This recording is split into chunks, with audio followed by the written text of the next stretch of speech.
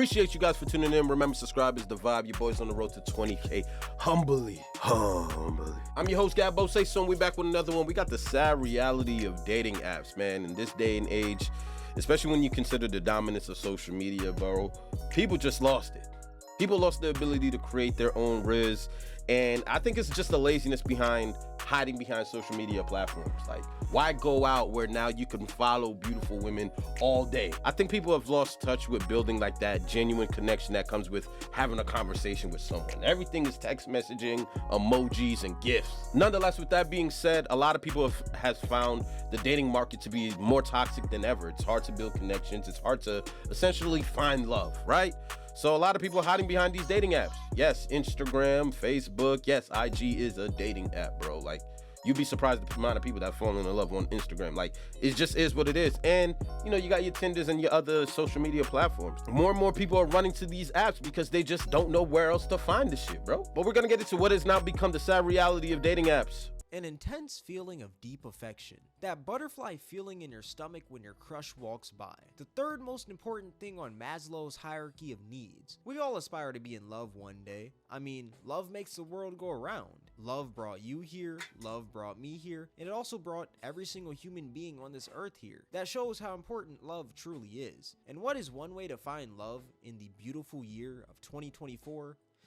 Dating apps. We've all been on a dating app, right? Or am I just exposing myself for being down bad? I feel like everyone in their life has like an arc where they're on dating apps like crazy. I'm not gonna lie, my arc actually came pretty early because I mean, I'm 20 years old, I dropped out of college, I don't go to parties, I go to the gym, and I make videos. How else am I gonna find women? I mean, I could try rizzing up women at the gym, but I mean, I'm not trying to be Joey Swole's next victim, so that's already out of the window. So what do I result to? The wonderful world of online dating. It's amazing.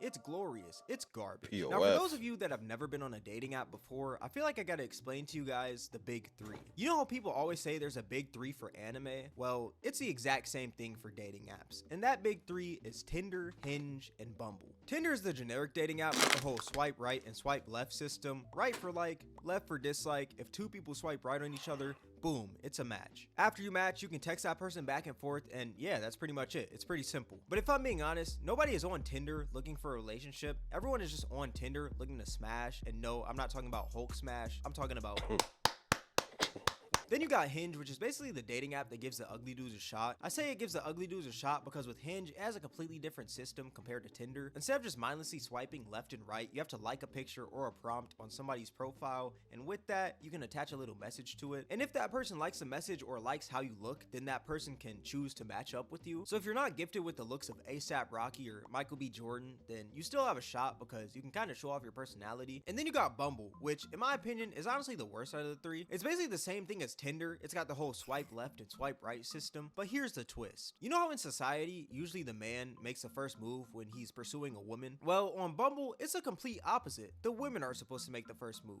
Men and women can both swipe left and swipe right on each other, but if they match, only the women can text first. It's pretty stupid if I'm being honest with you. On paper, it sounds like a great idea, you know? I see online a lot of people saying like if women shot their shot more, there will be more relationships out in the world, which I do believe to an extent. But at the same time, I do think it's kind of stupid for an app to only let women shoot their shot first, because I mean, at the end of the day, if I was a woman, I would go nowhere near Bumble, and I say that because it just sounds like extra work. Like, why download an app where I gotta make the first move and put in that extra step when I can just download Tinder or Hinge and just have men flock to me? It's like asking somebody if they'd rather get $1 million for free or $1 million, but they actually have to put the work in. Obviously, everybody's gonna pick that $1 million for free. But yeah, those three apps are pretty much the main three dating apps. Anything else, I've honestly never used because, be real with me, who is out here using farmersonly.com? One thing that all these apps have in common though is that they all have these premium subscriptions which offer things like more swipes, more information like who liked your profile. That's how they get ya. So more people can see your profile. But if we're being honest here, this is just a dating app's way of capitalizing on lonely men. And the reason I say lonely men is because on dating apps, most men get less matches than women because there's so many men on these apps. There's actually studies that show that Tinder is 75% men, Hinge is 64% men, and Bumble is 76%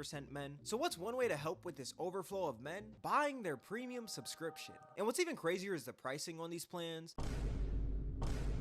And then there's Tinder Select, which Hold is on, what was that?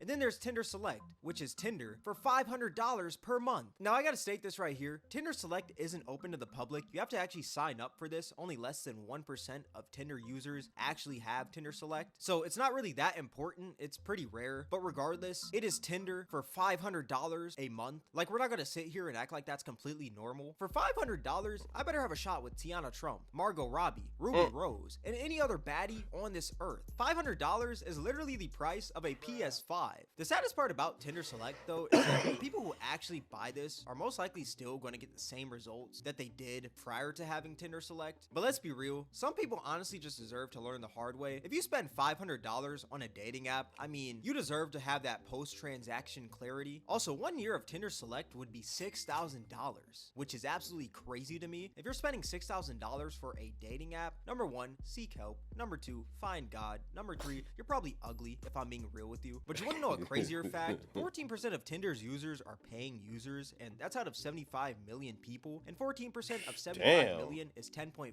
million. So that means that 10.5 million people are paying users on Tinder. But if I'm being honest, I'm not really as surprised. I mean, right now we are going through a loneliness pandemic. Studies actually show that 1 in 4 adults feel lonely in the world right now, and also we are living in a time where a lot of people aren't really as wise with their money. I mean, you got people out here buying OnlyFans subscriptions, you got people out here who are spending tons of money on in-game purchases like battle passes and in-game skins, which I'm not gonna lie, I am pretty guilty of. And you also got people out here spending tons of money on DoorDash and fast food each and every day. So all that being said, what is $10 to $20 nowadays? People blow that like it's nothing. So why not spend $10 to $20 and possibly get a relationship out of it? It sounds reasonable, right? And that's exactly how dating apps get you. At the end of the day, dating apps are a business, and the goal of a business is to make money. If the goal of a dating app was to help each and every user find their significant other so they could live happily ever after in life, then that dating app would go out of business because that app would make no money at all. So what are dating apps doing? Selling a solution to the lonely society. And if you're that lonely man that's maybe dropped out of college, only goes to work in the gym, and you're not really around that many women, then you're their exact target because you have two things, money and loneliness. But what's even worse is the algorithm of these dating apps. Tinder actually used to use this ELO system, which is basically a ranking system that's used in chess and video games. I say used to in quotes because Tinder said they took it out, but let's be real, that's just a PR business cover-up. We all know that they're still using it till this day. And how it works is they would rank you based on your attractiveness slash how many people would swipe right on you. So pretty much, if a ton of people swipe right on you, that means that you're in high ELO and Tinder values you a lot. And if you're a person who a bunch of people swipe left on and they just skip you, basically that means that you're in low ELO and you're ugly. But if that high ELO person likes somebody's profile who's low ELO, that low ELO person's score goes up. So if that high ELO person has terrible taste in men or women, it's a field day for the ugly human beings of the earth. But what's one way to have more high ELO people on your feed and have your profile pushed out to more people in general? Paying for their premium plans. It's actually pretty sad because it all just boils down to dating apps wanting more money. At the end of the day, love is priceless. You can't just pay your way to love. Just have fun, go outside, live your life, and eventually you'll find your significant other. I feel like too many people nowadays try to force / rush the process of things, and one of those things being relationships / love. Now with this video, do I expect every single person that watches it to delete every single dating app on their phone? No, because that's not my intent. I mean, if you use Tinder or any other dating app for free, I honestly don't care. Like, if that's what you find fun, that's what you find fun. But I guess my whole point of this video is that do not spend your money on dating apps. You work hard for your money.